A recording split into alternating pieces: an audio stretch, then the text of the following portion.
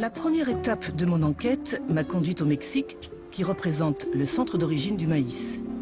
Née il y a 9000 ans, dans ces montagnes du sud du pays, la plante sacrée des Aztèques est aujourd'hui la céréale la plus cultivée au monde.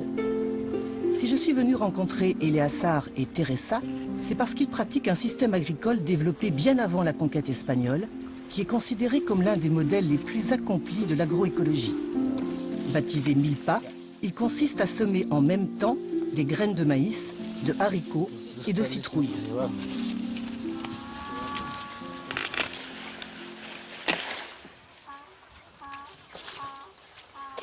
C'est du maïs local? Oui, c'est du maïs traditionnel. Nous n'avons pas perdu les coutumes de nos ancêtres, de nos pères et grands-pères. Mira estos, Tere. Ya están bien bonitos. Voy a querer que cortes algunos para la comida. ¿No? Mira. Le maïs sert de tuteur aux haricots. Quant aux haricots, ce qu'il fait, c'est qu'il fixe l'azote de l'air et ensuite il l'apporte au maïs. Et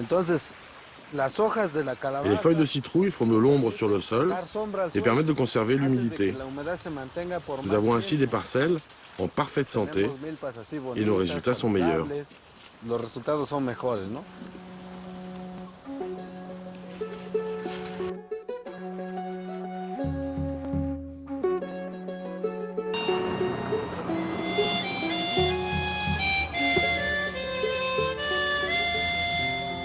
Dale Lesser exploite 480 hectares de soja et de maïs transgénique dans le Midwest américain.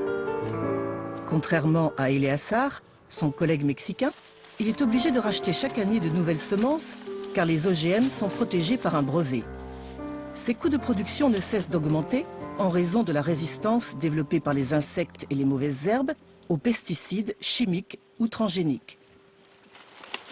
C'est du maïs transgénique? Oui, cette variété est ce qu'on appelle un OGM triple. Elle comprend un gène pour la pyrale du maïs, un autre pour la chrysomèle des racines du maïs et un gène de résistance à l'herbicide Roundup. La semaine dernière, nous avons rencontré au Mexique un producteur de maïs qui pratique le système de la milpa. Vous savez ce que c'est? Non, je n'ai jamais entendu parler. C'est une combinaison de plantes. On cultive en même temps des citrouilles, des haricots et du maïs. Quels sont d'après vous les avantages? J'imagine que si on a plus de biodiversité, on a moins de problèmes avec les parasites. Comme nous avons ici une grande diversité d'aliments pour les insectes, ceux-ci s'attaquent un peu au maïs, un peu aux haricots, un peu aux citrouilles ou aux herbes qui poussent dans la parcelle. Au bout du compte, ils ne constituent jamais un problème. C'est le problème des monocultures. Si tu fais du maïs et du maïs, finalement les parasites sont de pire en pire.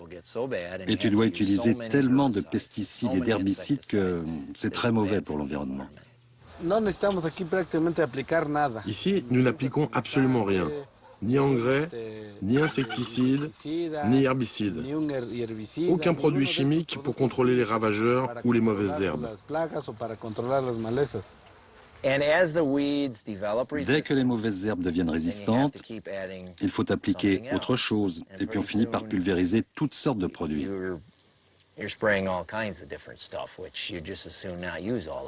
Pour éviter tous ces produits, certains agriculteurs préfèrent n'utiliser que le Roundup. Parce que c'est simple, très simple, tant qu'on n'a pas de mauvaises herbes résistantes au Roundup. Avec la technologie, on s'en sort toujours, mais avec tous ces produits chimiques, on est toujours un peu inquiet. Pour votre santé? Oui, pour les effets que ça peut avoir sur la santé. On ne les voit pas tout de suite, mais au bout de 25 ans. Et pour vos enfants?